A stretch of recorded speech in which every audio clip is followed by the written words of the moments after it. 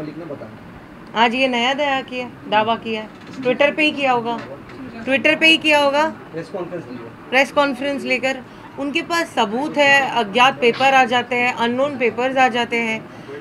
उनको प्लीज़ मेरी तरफ से एक प्रार्थना है कि कोर्ट में जाइए, उनके पास इतने पुख्ता सबूत है तो why are we wasting the time of press, media, public, nation. Press में जाइए, वहाँ जाइए, कोर्ट में जाइए। We are let it be. If he has got so good proofs, let it be in the court. We'll answer in the court. Nawab Malik ने ये भी कहा है आज कि ऑनलाइन उनका बर्थ सर्टिफिकेट नहीं मिला, जबकि सबका अवेलेबल है, उनका बर्थ सर्टिफिकेट नहीं मिल रहा है। उनको ही नहीं मिल रहा होगा, वो ढूंढ क्यों रहे हैं? वो ढूंढ क्यों रहे हैं? वो ढूंढ क्यों रहे हैं? तो ढूंढ लेना। उनकी तो रिसर्च टीम ऐसी है कि बॉम्बे में पोस्ट किया हुआ फोटो उनको दुबई लगता है। उनकी रिसर्च टीम को बोलिए ज़रा मेहनत कीजिए। और बर्थ सर्टिफिकेट निकालने वाले हो कौन आप? क्या है हक आपके पास किसी ब्यूरोक्रेट किसी की बर्थ सर्टिफिकेट निकालने का?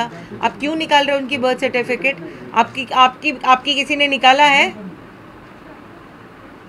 क्या वजह लग रहा है जिस तरह से समीर वानखेड़े के ऊपर लगातार एक के बाद एक आरोप लग रहे हैं, उसके बाद स्थिति ऐसी है कि समीर जी को एनसीबी डीजी ऑफिस में आज गए हैं, वहां अधिकारी डीजी साहब से शायद उनकी मुलाकात भी हो।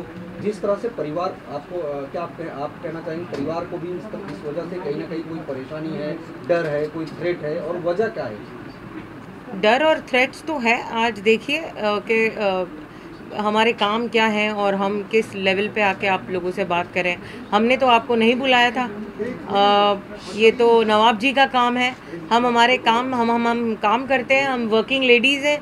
तो आज हमारे को थ्रेट और कॉल तो अलग बात है। हाँ, हमको मिल रहे हैं थ्रेट कॉल्स, हमको डेथ कॉल्स मिल रहे हैं, हमको थ्रेट कॉल्स मिल रहे हैं। हमको बोला जा रहा है कि आप बाहर निकल के दिखाओ, हमको काटेंगे, आप हमारे ऊपर वार करेंगे, आप निकल के तो दिखाओ। हमारे को थ्रेट कॉल्स मिल रहे हैं।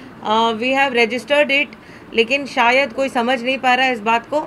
मुझे भी लगता है 4-8 प्रेस कॉन्फ्रेंस लेना शुरू कर देना चाहिए हर रोज़, और कोई झूठा एविडेंसेस निकाल के मुझे भी लगता है कि पेश करना चाहिए। शायद जब तक media justice trial, I think it's a media trial, तो ये जब तक नहीं होता है तो मुझे नहीं लगता है कि कुछ जैसे आप लोग मुझे क्रॉस क्वेश्चन कर रहे हैं, फिर मैं भी ऐसे ही वाहियात और घटिया सवालों पे आपसे क्रॉस क्वेश्चन करूंगी। क्रांति मैम से एक सवाल है कि आपने कल ट्वीट भी किया था शादी को लेकर। नवाब मलिक का कहना है कि समीर वानखेड़े जो है जन्म से ही मुस्लिम है, उन्होंने फिर फेक किया है, अपने कास्ट को हिंदू बताया है, और शादी से शुरू होता है उनका फर्जीवाड़ा। क्या कहेंगी आप? अगर ट्विटर पे तो आपने लिखा था, अगर आप यहाँ बोलना चाहें। नहीं, उन्होंने कहा था बर्थ सर्टिफिकेट से शुरू होता है फर्जीवाड़ा। आप थोड़ा गलत हो। हाँ। जो मिला नहीं उनको, हाँ, जो उनको मिला नहीं या मिल गया है और बोल नहीं रहे हैं। हाँ, या मिल गया है, उनको ही नहीं मिल रहा, बर्थ सर्टिफिकेट मिल गया और बोल नहीं रहे। तो मैं ये कहना चाहती हूँ कि बर्थ सर्टिफिकेट भी पेश किया गया है कल प्रेस के सामने। उनका जो भी है डिटेल्स, उनके रिलीजन के, उनके कास्ट के, हर चीज़ के प्रूफ्स, उनका नाम का प्रूफ, हर चीज़ के प्रूफ्स, प्रॉपर गवर्नमेंट प्रूफ्स अगर हम लोग ने पेश कर चुके हैं, तो इससे ज़्यादा और झूठ उनको कैसे प्रूव करें? इससे ज़्यादा और क्या, इससे ज़्यादा और कैसे? Because government document is everything in India, and अगर इसको जनता जनार्दन हमारी जो है वो सच नहीं मान सकती, तो इसके आगे हम और कैसे प्रूव करें? नाही, यस्मिन जी, समीर वानखेड़े या आरोपातून बाहेर पडतील का? तुम्हाला काय म्हणायचं? ऑफकोर्स पडतील, सत्यमेव जयते, ऑफकोर्स पडतील।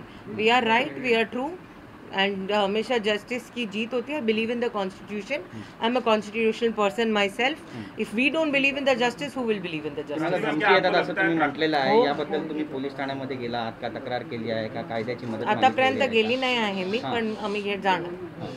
म्हणजे आता आमच्याकडे अशा एजन्सीज आहेत जे हे सगळे ज्या कंप्लेंट्स आम्ही केलेल्या आहेत, जिथे आम्ही स्क्रीनशॉट्स वगैरे घेतले आहेत, सगळ्या जे ट्रोल कमेंट्स येत आहेत, आणि हे सगळे फेक अकाउंट्स आहेत, आणि लवकरच आम्ही त्या फेक अकाउंट्स हे कुठून आले आहेत आणि ह्याच्या मागे कुठली PR एजन्सी आहे किंवा कुठली यंत्रणा बसून हे सगळे लिहिते आहे, आणि हे कुठली अकाउंट्स आहेत जे आम्हाला डेथ थ्रेट्स देत आहेत, ह्याचे सगळ्याचे स्क्रीनशॉट्स आम्ही सबमिट आता केलेले आहेत। त्यांची सगळ्यांची नावं लवकरच बाहेर येतील, आणि जो कोण आम्हाला इथे धमकवायचा प्रयत्न करतोय त्याचा पडदा लवकरच फाश होईल। एक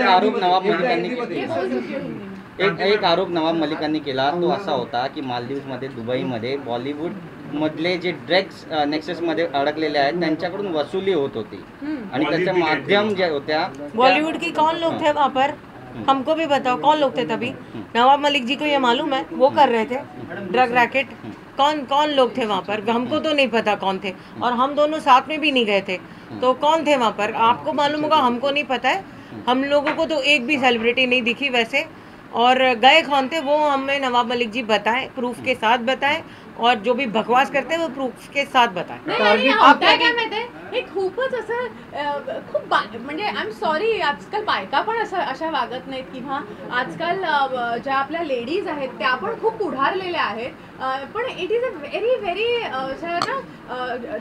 ना किचनमध्ये चोंबडेपणा करतात ना, तुला माहितीये का असं झालं हे Maldives, it is happening like that kitchen मध्ये आता ट्विटर पण चाललंय, it's very kitchen kind of politics.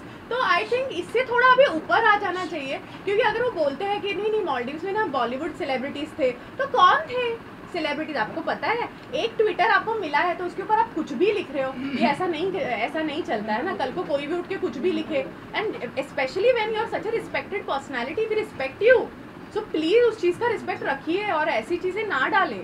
क्या आपको लगता है कि नवाब मलिक के जो दामाद समीर, उनका नाम भी समीर है, उनको जेल में डाला गया था, 9 महीने बाद उनको जमानत मिली, और इसीलिए नवाब मलिक बहुत गुस्से में है और आहत है, और इसीलिए समीर वानखेड़े को टारगेट किया जा रहा है क्योंकि उनके दामाद को ड्रग केस में डाल दिया था, ऐसा लगता है आपको? देखिए, सोचने वाली बात तो ये है कि समीर जी अगर उस कुर्सी से हट जाते हैं तो फायदा किसका है?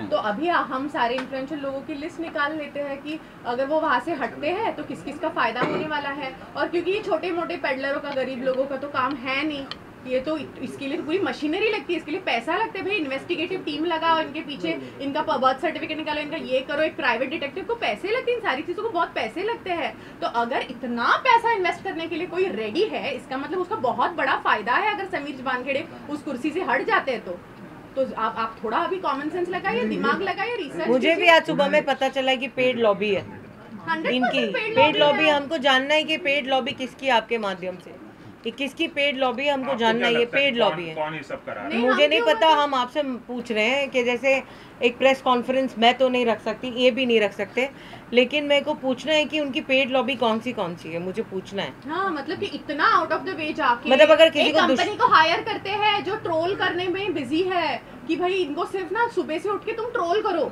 इनके बारे में, इनकी माँ बहनों के बारे में गंदी गंदी बातें लिखो, गालियां दो, इनके सारे बिजनेसेस पे अटैक करो, ये सारा काम चल रहा है, और ये बिल्कुल भी शोभा नहीं देता है, और ये ओपनली चल रहा है। वर्स्ट पार्ट इज कि ये ओपनली चल रहा है और हम लोग उसके बारे में कुछ नहीं कर पा रहे और कोई कुछ बोल नहीं रहा है। तो मेरी सिर्फ जनता से यही दरख्वास्त है और सारे प्रेस के लोगों से, and let me tell you, press जिस तरह से हमारा साथ दे रही है उसके लिए हैट्स ऑफ, मतलब जय हिंद टू द प्रेस, कि जिस हिसाब से वो हमारे साथ खड़े है कि सच का एक चेहरा दिखाना चाहते हैं। तो प्लीज ये ट्रोल्स कौन है, ये पीआर एजन्सी कौन है, वो सारी चीजें हमें जरूर पता है।